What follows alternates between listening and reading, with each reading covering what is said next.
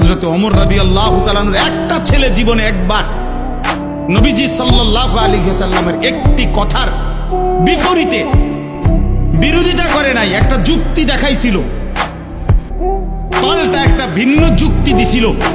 হযরত ওমর রাদিয়াল্লাহু তাআলা আনহু মৃত্যু পর্যন্ত ওই সন্তানের সাথে আর কথা বলেন,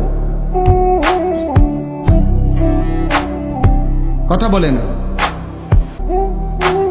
হযরত নূহ আলাইহিস সালাম সন্তান কেনানের মৃত্যুর সময় দোয়া করছিল আল্লাহর কাছে, আল্লাহ আমার সন্তান ডুবে যাচ্ছে পানিতে। আল্লাহ নিষেধ করছে, ইন্নাহু লাইসা মিন আলিক, কোরআনের আয়াত। আল্লাহ বলছে, হে নূহ সাবধান, এটা তোমার সন্তান নয়।